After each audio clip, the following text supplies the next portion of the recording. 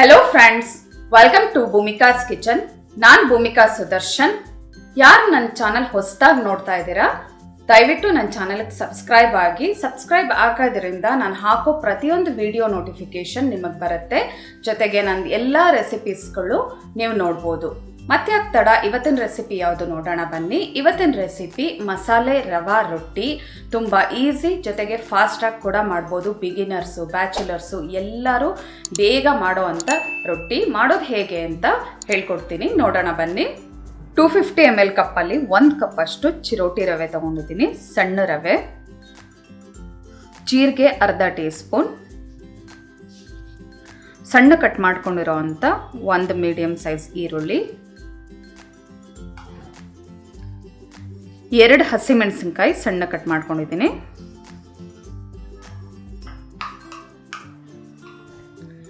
ಸಣ್ಣ ಕಟ್ ಮಾಡ್ಕೊಂಡಿರೋ ಅಂಥ 1 ಟೇಬಲ್ ಸ್ಪೂನ್ ಕೊತ್ತಂಬರಿ ಸೊಪ್ಪು, 1 ರಿಂದ 2 ಟೇಬಲ್ ಸ್ಪೂನ್ ಕೂಡ ಹಾಕೋಬಹುದು. ರುಚಿಗೆ ತಕ್ಕಷ್ಟು ಉಪ್ಪು, ಅರ್ಧ ಟೀ ಸ್ಪೂನ್. ಮೊದಲು ಇದಿಷ್ಟನ್ನು ಚೆನ್ನಾಗಿ ಮಿಕ್ಸ್ ಮಾಡ್ಕೊಳ್ಳೋಣ. 1 ಕಪ್ಪು ಮೊಸರು, ಹುಳಿ ಮೊಸರು ತೊಗೊಂಡ್ರು ಚೆನ್ನಾಗಿರುತ್ತೆ. 100 ml ಕಪ್ಪಲ್ಲಿ 1 ಕಪ್ ಅಷ್ಟು ಹಾಕೊಂಡಿದ್ದೀನಿ. ಇವಾಗ ಇದನ್ನು ಕಲಿಸ್ಕೊಳ್ತಾ ಬೇಕಿದ್ದರೆ ಇನ್ನೊಂದು ಸ್ವಲ್ಪ ನೀರು ಹಾಕ್ಕೊಂಡು ಕಲಿಸ್ಕೊಳ್ಳೋಣ. ಕಲಿಸ್ಕೋಬೇಕಾದ್ರೆ ಸ್ವಲ್ಪ ತೆಳುವಾಗೆ ಕಲಿಸ್ಕೋಬೇಕು. ಇದನ್ನು ನಾವು ತುಂಬ ಗಟ್ಟಿಗೆ ಏನು ಕಲಿಸ್ಕೊಳ್ಳೋ ಅವಶ್ಯಕತೆ ಇಲ್ಲ. ಯಾಕೆ ಅಂದರೆ ನಾವು ಡೈರೆಕ್ಟ್ ಹೆಂಚು ಮೇಲೆ ತಟ್ಟೋದ್ರಿಂದ ನೋಡಿ ಹಿಂಗೆ ಹಾಕ್ತಾ ಎಷ್ಟು ಗಟ್ಟಿಯಾಗಿ ಹೋಗ್ತಾ ಇದೆ. ಇನ್ನೊಂದು ಸ್ವಲ್ಪ ನೀರು ಹಾಕ್ಕೊಳ್ತೀನಿ. ಅದತ್ರ 1 ಬೌಲ್ ಅಷ್ಟೇ ನೀರು ಬೇಕಾಗುತ್ತೆ. ಚೆನ್ನಾಗಿ ಎಲ್ಲ ಮಿಕ್ಸ್ ಮಾಡ್ಕೊಳ್ಳೋಣ. ಯಾವ ಹದದಲ್ಲಿರಬೇಕು ಅಂತ ತೋರಿಸ್ತೀನಿ ನಾನು ನಿಮ್ಗೆ ಇವಾಗ. ನೋಡಿ ಎಷ್ಟು ತೆಳುವಾಗಿದೆ. ಇನ್ನೊಂದು ಸ್ವಲ್ಪ ಹೊತ್ತು, 20 ನಿಮಿಷ ಇದನ್ನು ಹಾಗೆ ನೆನೆಯೋದಕ್ಕೆ ಬಿಟ್ಬಿಡೋಣ. ಗಟ್ಟಿಯಾಗುತ್ತೆ. ಆಮೇಲೆ ನೋಡ್ಕೊಂಡು ಈ ಕನ್ಸಿಸ್ಟೆನ್ಸಿಗೆ ಇರಬೇಕು ತಟ್ಟೋದಕ್ಕೆ. ಆವಾಗ ಕ್ಲೀನಾಗಿ ತೆಳುವಾಗಿ ತಟ್ಕೋಬೋದು. ಇವಾಗ ಒಂದು ಲಿಡ್ ಕ್ಲೋಸ್ ಮಾಡಿಬಿಟ್ಟು 20 ನಿಮಿಷ ಹೀಗೆ ನೆನೆಯೋದಕ್ಕೆ ಬಿಟ್ಬಿಡ್ತೀನಿ.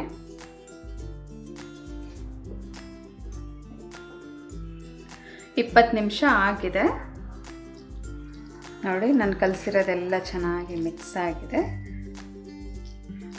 ಸಾಕು ಇಷ್ಟು ತೆಳುವಾಗಿರೋದು. ಇನ್ನು ತುಂಬ ತೆಳು ಏನು ಮಾಡ್ಕೊಳ್ಳೋ ಅವಶ್ಯಕತೆ ಇಲ್ಲ. ಇವಾಗ ಇದನ್ನು ಹೆಂಚು ಮೇಲೆ ಹಾಕ್ಕೊಂಡು ಚೆನ್ನಾಗಿ ಕ್ಲೀನಾಗಿ ತಟ್ಕೊಳ್ಳೋಣ. ನೋಡಿ ಹಿಂಗೊಂದು ಎಷ್ಟು ದಪ್ಪ ಉಂಡೆ ಆದರೆ ಸಾಕು, ಬೇಕಾದಷ್ಟು.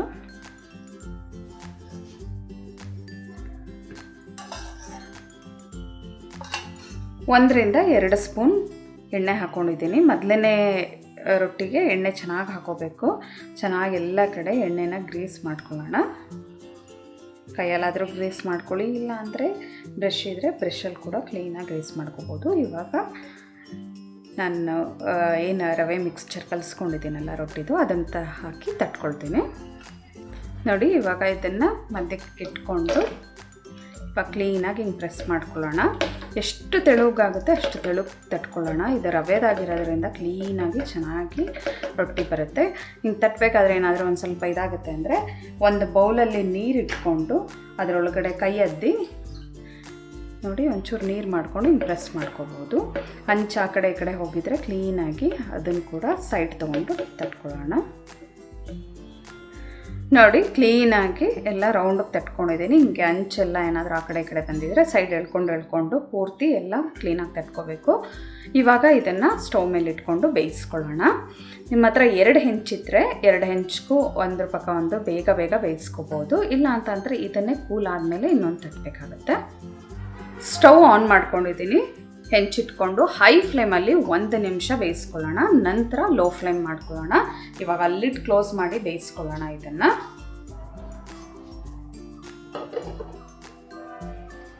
ಲಿಡ್ ಓಪನ್ ಮಾಡ್ಕೊಳ್ಳೋಣ. ಇವಾಗ 1 ನಿಮಿಷ ಹೈ ಫ್ಲೇಮಲ್ಲಿ ಬೇಯಿಸ್ಕೊಂಡು ಮೀಡಿಯಂ ಫ್ಲೇಮಲ್ಲಿ 1 ರಿಂದ 1.5 ನಿಮಿಷ ಬೇಯಿಸ್ಕೊಂಡಿದ್ದೀನಿ. ಲಿಡ್ ಓಪನ್ ಮಾಡಿದ ತಕ್ಷಣ ನಾವು ಮುಚ್ಚಾಕಕ್ಕೆ ಹೋಗಬಾರ್ದು. ಮುಚ್ಚಕಾಯಲ್ಲಿ 1 ನಿಮಿಷ ಬಿಡೋಣ. ಅದು ಸ್ಟೀಮ್ ಎಲ್ಲ ಏನಿರುತ್ತೆ ಒಂದು ಸ್ವಲ್ಪ ಅದು ಚೆನ್ನಾಗಿ ಸಾಫ್ಟ್ ಆಗಿರೋದೆಲ್ಲ ಕ್ರಿಸ್ಪಿ ಆಗಲಿ ಒಂಚೂರು.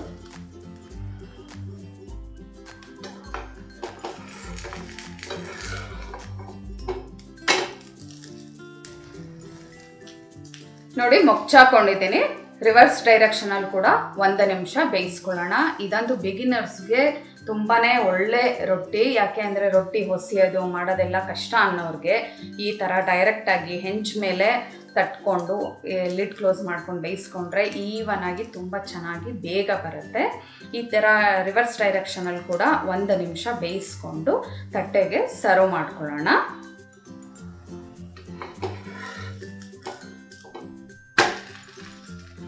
ನೋಡಿ ಸಾಫ್ಟಾಗಿ ಚೆನ್ನಾಗಿ ಬೆಂದಿದೆ. ನಿಮಗೆ ಕ್ರಿಸ್ಪಿಯಾಗಿ ಬೇಕು ಅಂತ ಅಂದರೆ ಇನ್ನೊಂದು 30 ಸೆಕೆಂಡು ಮೀಡಿಯಮ್ ಟು ಹೈ ಫ್ಲೇಮಲ್ಲಿ ಬೇಯಿಸ್ಕೊಳ್ಳೋಣ. ಇವಾಗ ಆಗಿದೆ, ಚೆನ್ನಾಗಿ ಸಾಫ್ಟಾಗಿ ಬೆಂದಿದೆ. ತಟ್ಟೆಗೆ ಸರ್ವ್ ಮಾಡ್ಕೊಳ್ಳೋಣ.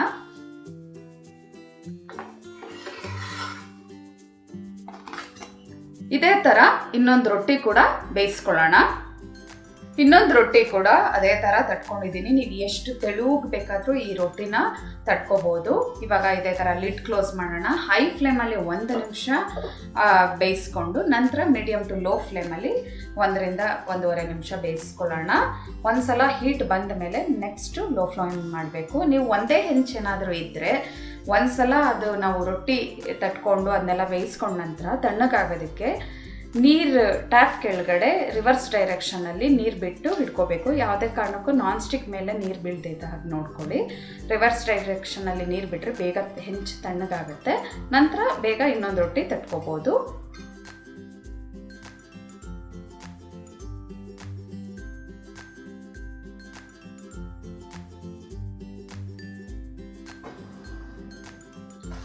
ಇನ್ನೊಂದು ರೊಟ್ಟಿ ಕೂಡ ಇದೇ ಥರ ಬೇಯಿಸ್ಕೊಂಡಿದ್ದೀನಿ. ಕ್ರಿಸ್ಪಿಯಾಗಿ ಸರ್ವ್ ಮಾಡೋದಕ್ಕೆ ರೆಡಿ ಇದೆ. ಇವಾಗ ಸರ್ವ್ ಮಾಡ್ಕೊಳ್ತೀನಿ. ಸರ್ವ್ ಮಾಡೋದಕ್ಕೆ ಮಸಾಲೆ ರವೆ ರೊಟ್ಟಿ ರೆಡಿ ಇದೆ ನೋಡಿ. ಬಿಸಿ ಬಿಸಿಯಾಗಿ ತುಂಬಾ ಚೆನ್ನಾಗಿದೆ. ಕಾಯಿ ಚಟ್ನಿ ಜೊತೆ ಇವತ್ತು ನಾನು ಇದನ್ನು ಸರ್ವ್ ಮಾಡ್ತಾ ಇದ್ದೀನಿ. ಒಳ್ಳೆ ಟೇಸ್ಟಿಯಾಗಿರುತ್ತೆ ಕಾಯಿ ಚಟ್ನಿ ಜೊತೆಗೆ ಮಸಾಲೆ ರವೆ ರೊಟ್ಟಿ. ಇದಕ್ಕೆ ನಾವು ಟೊಮೆಟೊ ಸಾಸ್ ಕೂಡ ಸರ್ವ್ ಮಾಡ್ಬೋದು, ಚಟ್ನಿ ಪುಡಿ ಕೂಡ ಸರ್ವ್ ಮಾಡ್ಬೋದು. ಎಲ್ಲರಿಗೂ ಇಷ್ಟ ಆಗುವಂಥ ಮಸಾಲೆ ರವೆ ರೊಟ್ಟಿ. ಜೊತೆಗೆ ಬಿಗಿನರ್ಸ್ ಆಗಲಿ ಯಾರು ಬೇಕಾದರೂ ಬ್ಯಾಚುಲರ್ಸ್ ಆಗಲಿ ಬೇಗ ಫಾಸ್ಟಾಗಿ ಮಾಡ್ಕೋಬೋದು. ಈ ರೆಸಿಪಿ ನಿಮ್ಗೆ ಇಷ್ಟ ಆದರೆ ಲೈಕ್ ಮಾಡಿ, ಶೇರ್ ಮಾಡಿ. ಯಾರೆಲ್ಲ ಇನ್ನೂ ನನ್ನ ಚಾನಲ್ಗೆ ಸಬ್ಸ್ಕ್ರೈಬ್ ಆಗಿಲ್ಲ ಆದಷ್ಟು ಬೇಗ ಸಬ್ಸ್ಕ್ರೈಬ್ ಆಗಿ. Thanks for watching. Hello friends, ನನ್ನ ವಿಡಿಯೋ ಇಷ್ಟ ಆಗಿದ್ದರೆ ಲೈಕ್ ಮಾಡಿ, ಹಾಗೆ ನನ್ನ ಚಾನಲ್ಗೆ ಸಬ್ಸ್ಕ್ರೈಬ್ ಆಗಿ. ಪಕ್ಕದಲ್ಲೇ ಇರೋ ಬೆಲ್ ಐಕಾನ್ ಪ್ರೆಸ್ ಮಾಡೋದ್ರಿಂದ ನಾನು ಹಾಕೋ ಪ್ರತಿಯೊಂದು ವಿಡಿಯೋ ನೋಟಿಫಿಕೇಷನ್ ನಿಮಗೆ ಬರುತ್ತೆ.